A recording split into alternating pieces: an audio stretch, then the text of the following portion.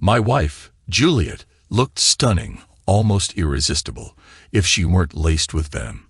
She sauntered toward the boardroom, blending into the crowd of sycophants who claimed to run Egg Mullet.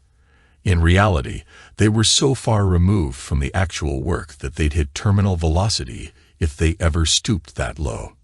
Juliet was dressed in a meticulously tailored bespoke suit, with a skirt a bit shorter and a top a bit tighter than the typical business attire. But that was Juliet. She knew how to use her slender legs and perfect figure to her advantage in any meeting. Just not for me, her disillusioned, discarded husband. Not anymore. The group of corpulent men and their sleek, efficient assistants filed into the boardroom and fixed their eyes on me, seated at the far end of the long, polished oak table, where Mr. Harry Williams, the all-powerful chairman, usually held court. Flanking me were Miller and Young on one side and Ward on the other. We were the ambush party, the gang of four. Molly, our stenographer, was already scribbling furiously, documenting every word to complement the recording. "Who the hell are you?" demanded Williams, renowned for his blunt, no-nonsense approach to management. "My name is Dylan Wright, gentlemen." My wife's head snapped around at the sound of my voice. She had been chatting with the marketing director, Reuben Walker something or other, and hadn't noticed me until now. She quickly made her way over. "Dylan, what the hell are you doing here?" "Ah, Mrs. Wright," I said cheerfully. "You're the assistant marketing director, aren't you?" She took a moment to process the situation before responding. "Of course I am. You know that. Now, you need to leave right now." "Why don't you take a seat, Mrs. Wright?" "Although I fail to see why an assistant marketing director is needed at a board meeting. Shouldn't you be busy working, rather than taking an extended lunch and attending a meeting with the board?" "Dylan," she hissed, "you're embarrassing me. You need to get out of here right now." "I think I'm far too late to embarrass you, Mrs. Wright, and I need to be here right now.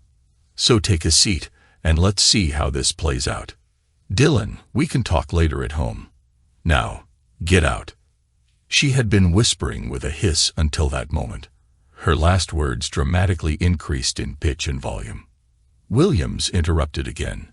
"Someone call security and get these idiots out of here. And let them know someone's losing their job once I find out who let them in." Ward spoke up.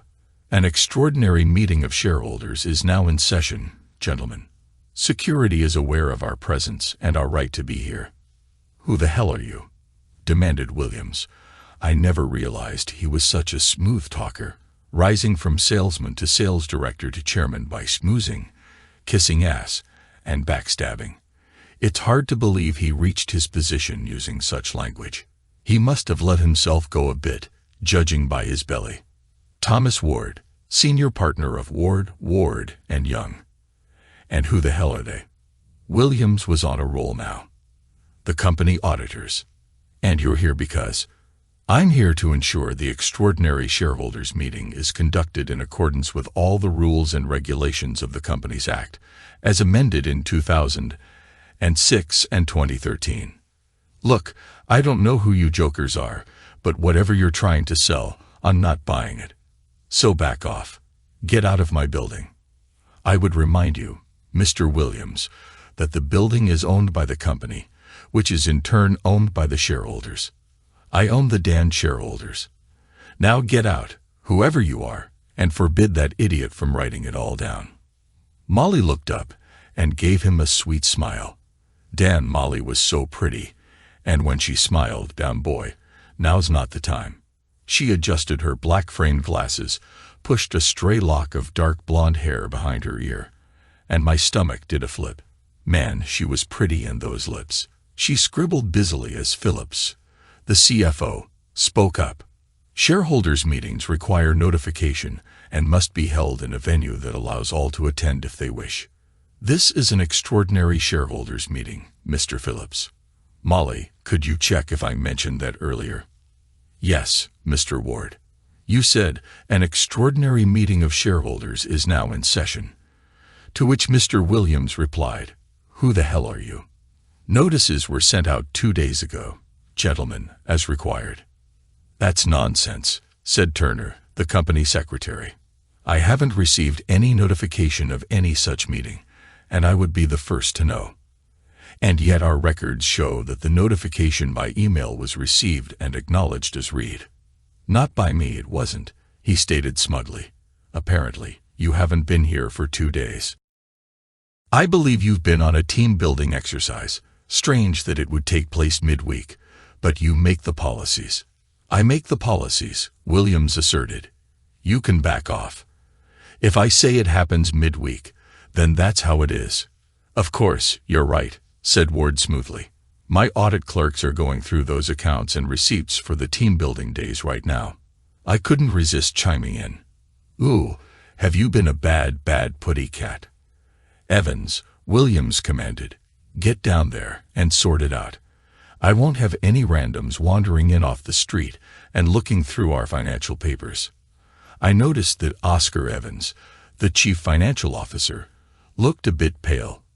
"You are right, Oscar. You look a little under the weather. I'm sure the team-building exercise was conducted properly, not just an excuse to stay in a 5-star hotel, get drunk, and have fun with your assistants." "Dylan," Miller put his hand on my arm. "What?" I protested. I said I was sure it wasn't an excuse for that. He gave me an old-fashioned look. As the legal mind of the group, he had every right to. "Mr. Williams," said Ward in his smooth, polished manner that reminded me of Kobayashi from Asterisk, the usual suspects Asterisk, "you might want to keep Mr. Evans on hand for the meeting.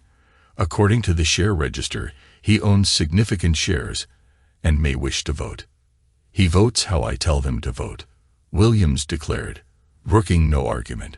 The board members and their assistants were still gathered at the far end of the table. "Gentlemen," Ward said, "please have a seat so we can get to the first order of business on the agenda." "There is no goddamn agenda," shouted Williams. "I have the agenda right here," I said, pushing a piece of paper forward. I was glad now that Molly had talked me out of writing it in purple crayon, which had been my first instinct, considering how much of a joke this place was. "I didn't get an agenda. This meeting is not valid or legal," protested Turner. I nodded to Molly. She pulled her phone from some mysterious place on her seemingly magical body. It had to be magic, given that her clothes looked like she had been dipped in liquid silk. They fit that closely. There were no visible pockets or places to hide a phone. "Trust me." I checked. She murmured into the phone, then made it vanish and nodded to us. Williams was still grumbling and threatening to throw us out, but I noticed the urgency had left his warnings. A minute later, a young man in an expensive suit appeared, carrying a laptop. "Ah, more. If you would open it, Mr. Turner will enter his password." The man opened the laptop and placed it in front of the skinny company secretary, who stared at it, stretched out his hand to the keyboard, and then paused. "Mr. Turner," said Miller, "I suggest you refrain from doing anything foolish. Mr. Moore would be obliged to prevent that, which could be unfortunate." Everyone in the room suddenly became acutely aware that Mr. Moore was much more menacing than an audit clerk should be, all without moving a muscle. It was quite impressive. Turner entered his password and opened his emails. When he went a little paler and began to sweat, I knew he'd found the notice.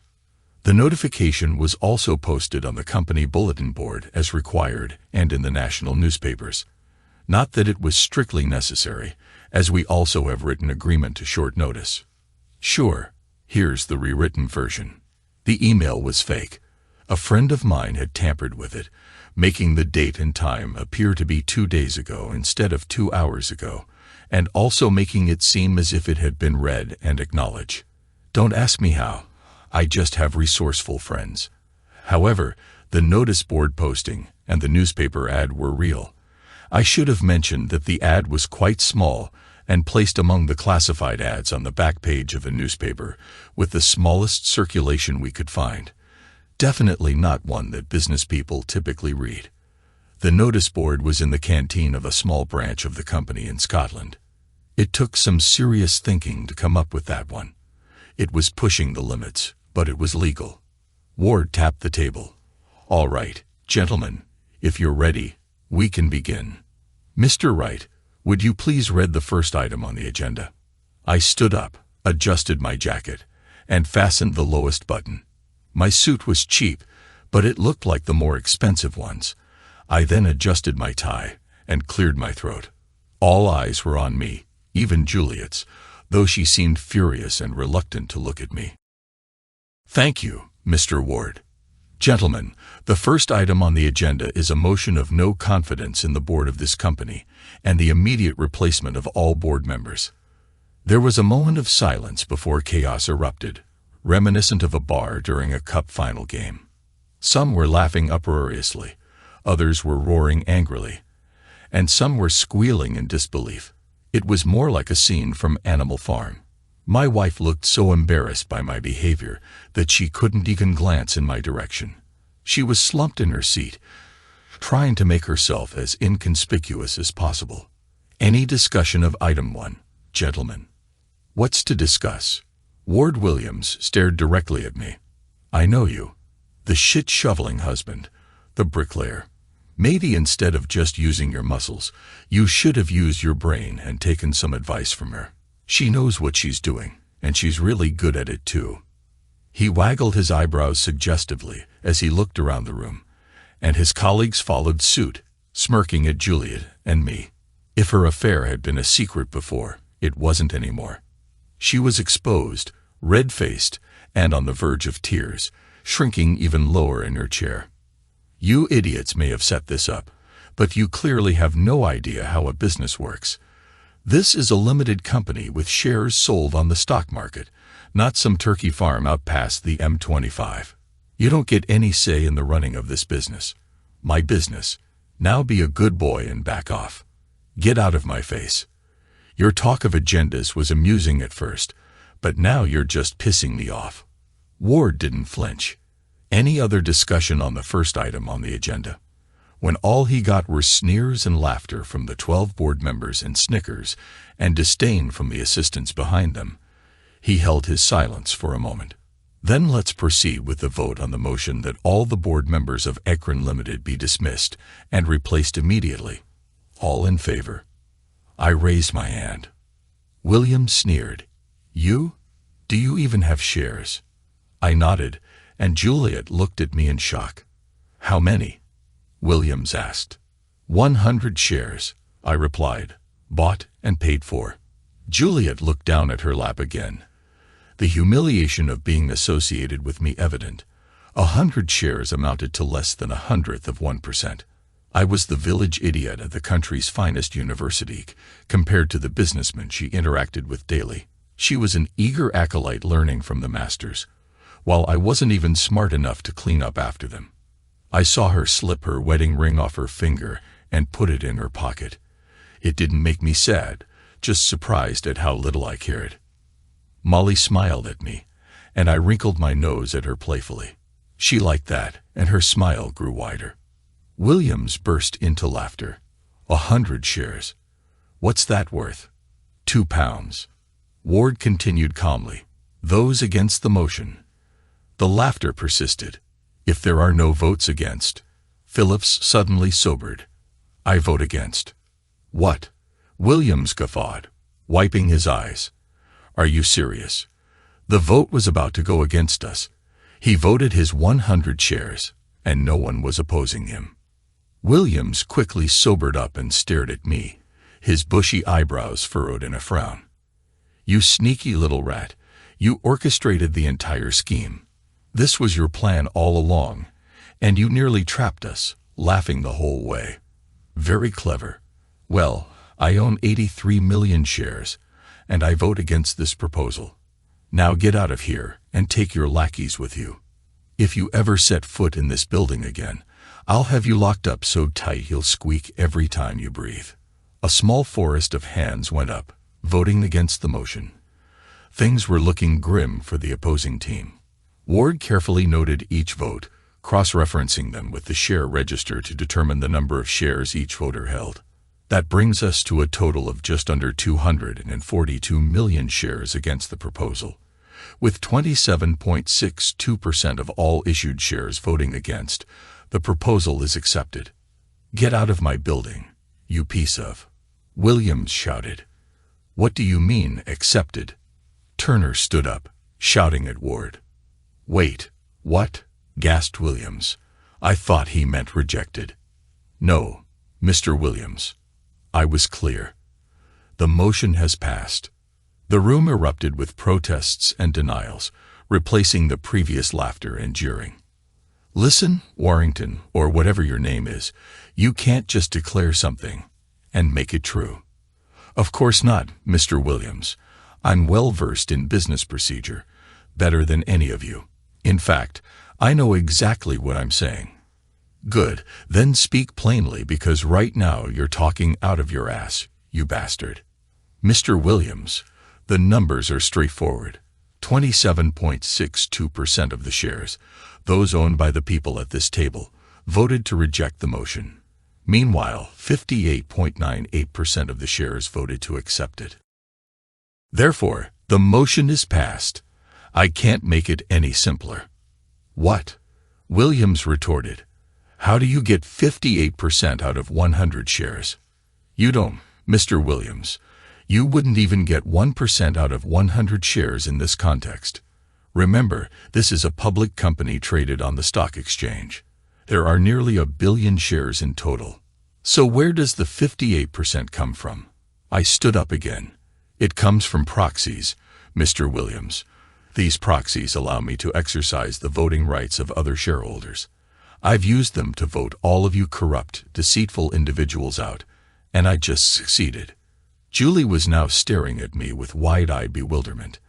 How on earth did I know about something like proxies? I was a builder, not a financier. Where would I have even heard the term? Williams was also staring at me in shock. You can't have that many proxies. It's impossible. Ah, but I do, Williams. I simply asked for them, and they were entrusted to me. Just for this one meeting. For one day. That would have cost you millions. No, it was about knowing whom to talk to. And truth be told, most of them really don't like you. It had taken weeks of effort. Ever since I had overheard 2 board members conversing in the executive restrooms while I was up in the ceiling hunting down a leak. Juliet had arranged the job as a way to assuage her guilt, I suppose. That right bitch is so fine, one of them said. I believe it was Baker, the sales director. There's only one right in this town who fits that description, so I knew exactly who they were talking about. Besides, the fact that she worked just 1 floor down made it obvious. You think Williams is going to share her ass at the next team building event? Asked the other board member, likely Juliet's immediate boss. He likes to keep her under his wing, where he can sleep with her to his heart's content. Although it's been over 2 years, so maybe he's already tired of her. Perhaps he will share it with her this year. I thought he'd be generous at the Christmas party, but the bastard didn't go for it. He dragged her under the table, and she entertained him while her husband was looking for her. Greedy asshole, more like tucked under his beer belly, he scoffed. I'm amazed she hasn't ended up flat as a pancake by now. Laughter erupted beyond the bathroom stall. I listened to the sound of 2 zippers being pulled up and the doors swinging open and shut as they left. Wash your hands, you filthy pigs, I muttered after them. My head was spinning. I imagined what it would feel like to topple sideways and crash through the flimsy ceiling tiles. Part of me wished for it, hoping maybe it would dull the ache inside. Everything was becoming clear now. I'd had my suspicions for a while. A certain shift in her demeanor had set alarm bells ringing. Once suspicion takes hold, it festers and grows. I noticed subtle changes in her clothing, particularly her underwear. She started taking phone calls in another room.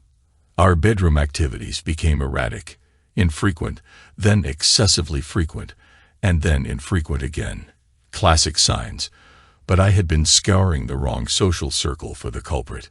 Julie was a stunning woman with long, flowing black hair and curves that could make any head turn. She always dressed immaculately, never sparing any expense on her looks. Julie never shortchanged herself. That much was certain. I assumed she would seek someone equally impressive, someone who matched her high standards. I felt a twinge of guilt for those thoughts, having never considered that betrayal might come from her. I had been looking at the wrong page in the infidelity playbook. I envisioned her with a handsome, flashy man of substantial prowess, not a small, self-important terrier of a man. It's been over 2 years since that old fool lured her away from me, and I've been grieving ever since. Losing the bond of marriage, even one on its last legs, can be devastating. I wallowed in self-pity for a while. Then anger flared up, leading me to consider all sorts of drastic, illegal acts of revenge.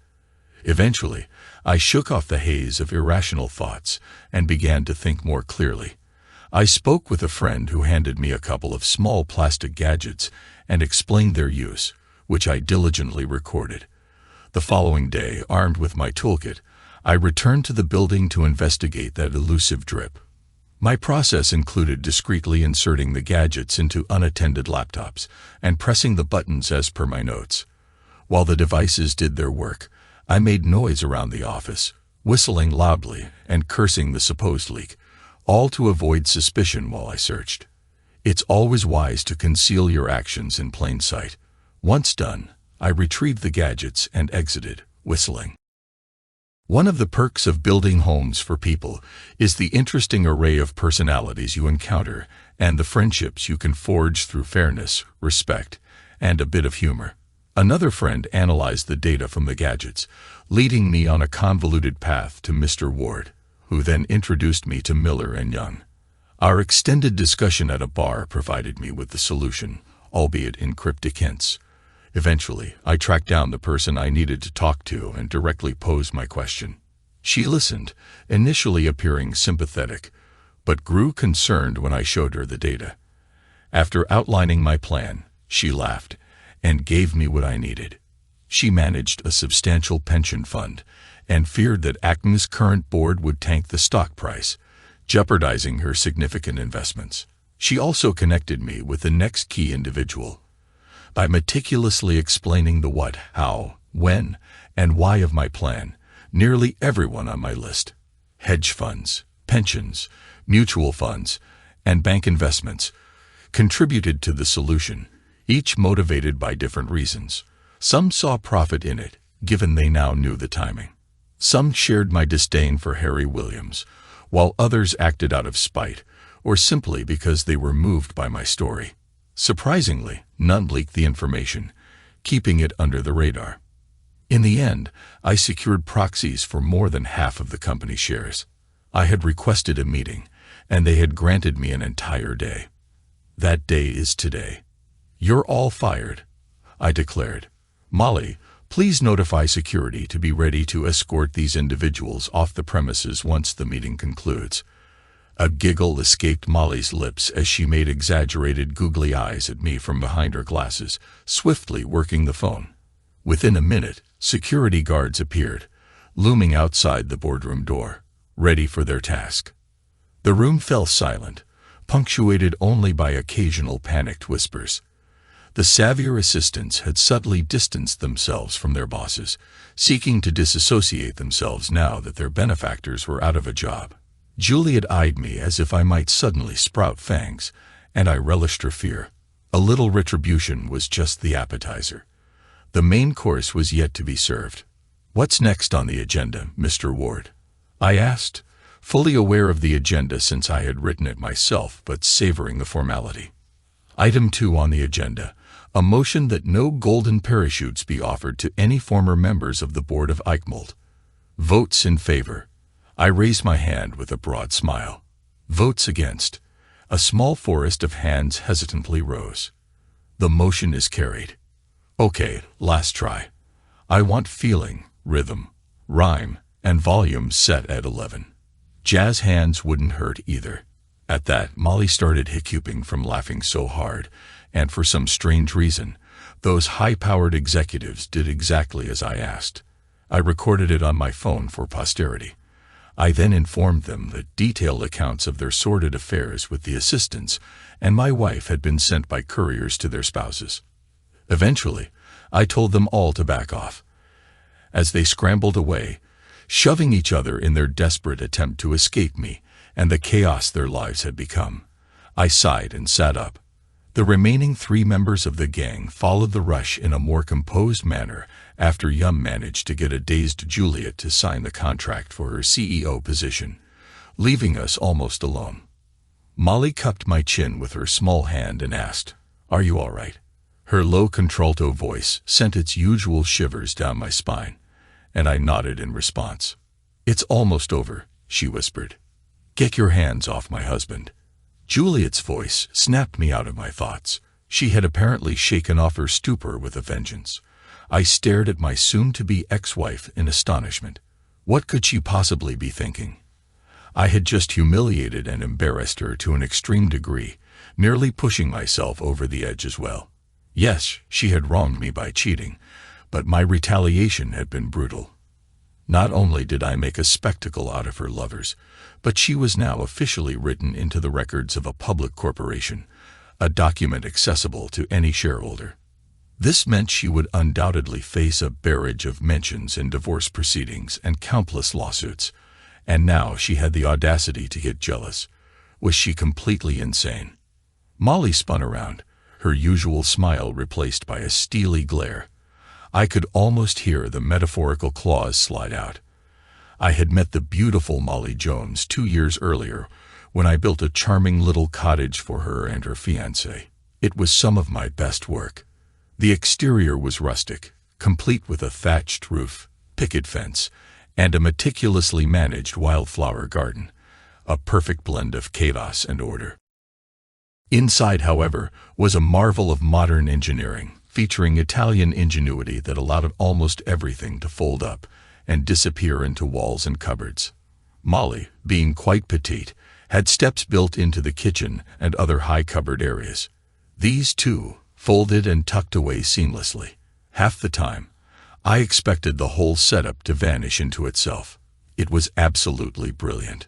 Her fiancé was tragically killed in a senseless road accident caused by a truck wheel that hadn't been properly secured. The wheel flew off at high speed on the motorway, propelled by the truck's heavy load, and bounced improbably high into the air. When it descended, it smashed into the little sports car he was driving on the opposite side of the median. He never had a chance. A split-second difference could have meant safety, either bouncing behind his car or landing in front of it. Instead, it came down right on him. An 18-wheeler's wheel is massive, lethally so. I attended the funeral, and when she had calmed down a bit, I offered to complete the cottage her fiancé had been building at no charge and sell it for her if she wished. Yet in the throes of her grief, she chose to finish and live in it, turning it into a tribute to her lost love. She dedicated herself to working on the cottage almost daily, navigating her sorrow. Naturally, I was there to assist whenever possible. As time passed, her vision for the cottage evolved. Initially designed as a show house, she decided to transform it into a real home, reflecting the life and comfort they had envisioned together.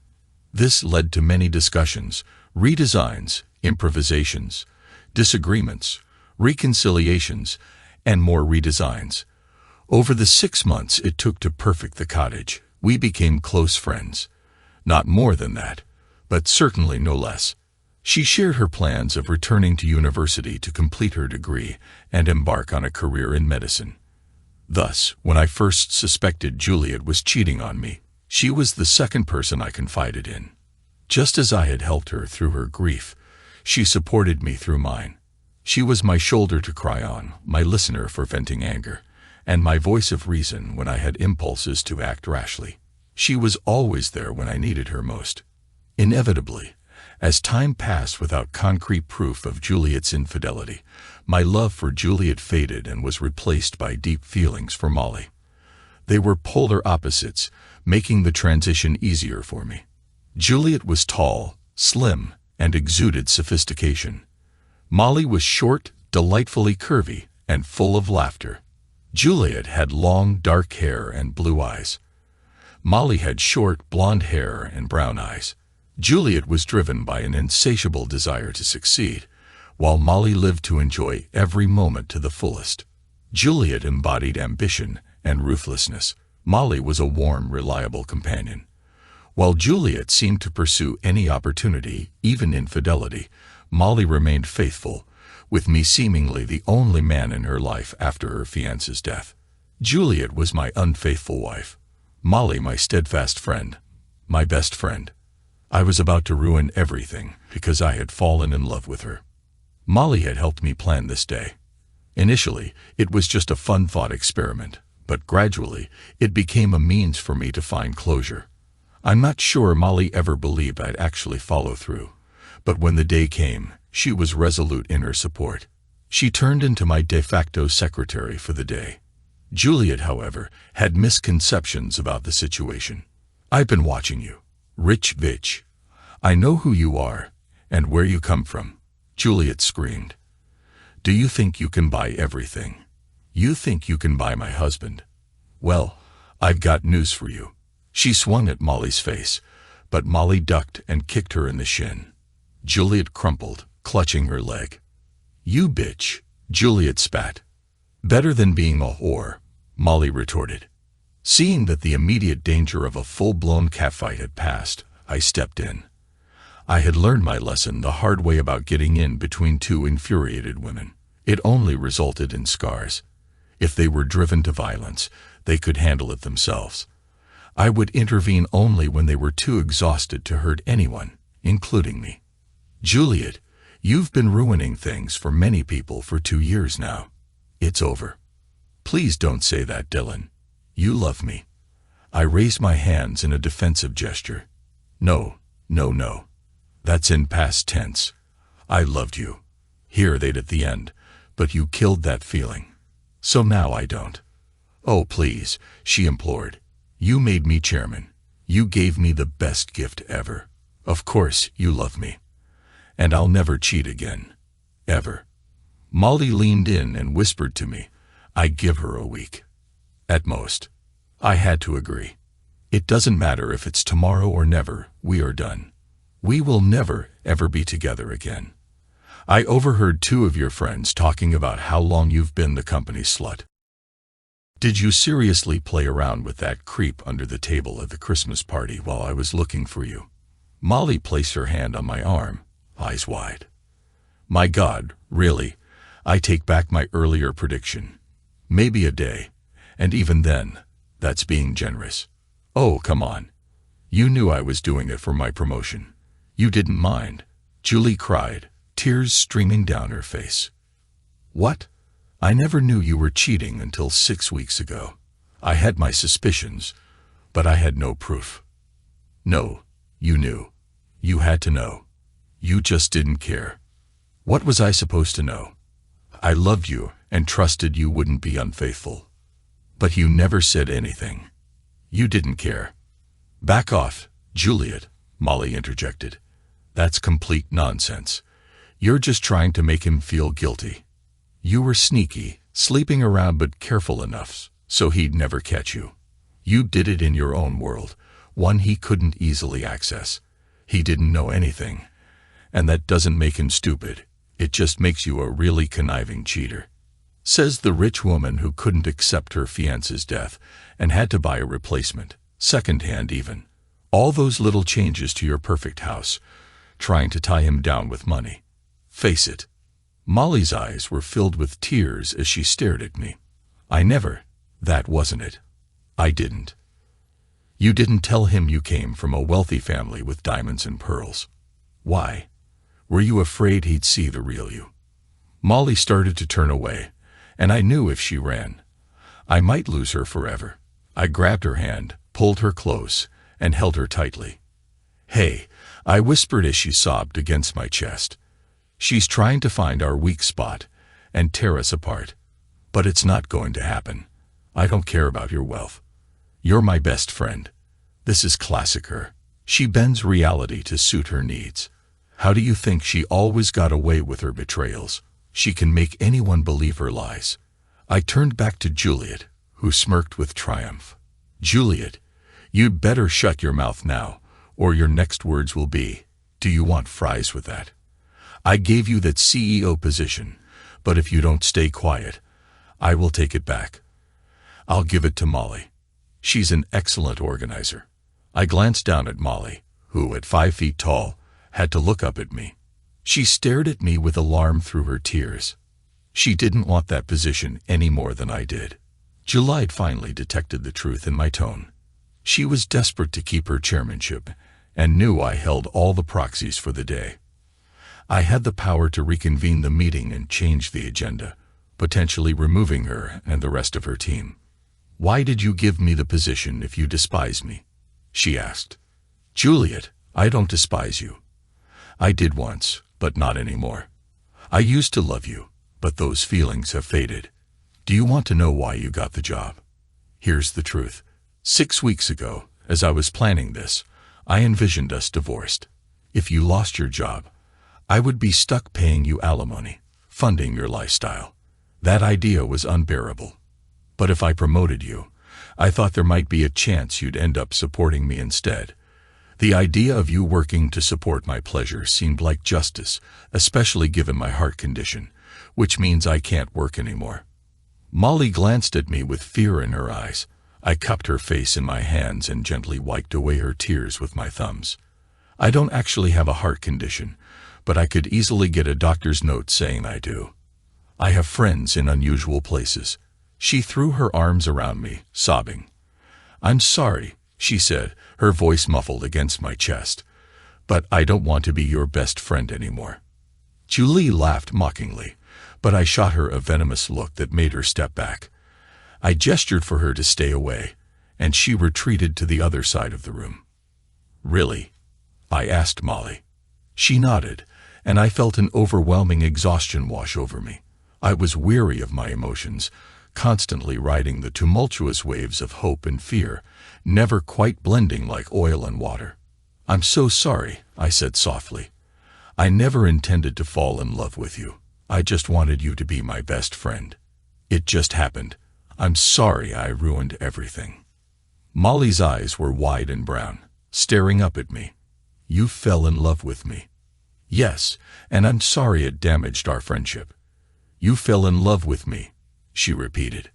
I realized I might have gone too far. Perhaps I should have kept my feelings to myself. I nodded, feeling a mix of misery and loneliness set in. Why did she keep asking?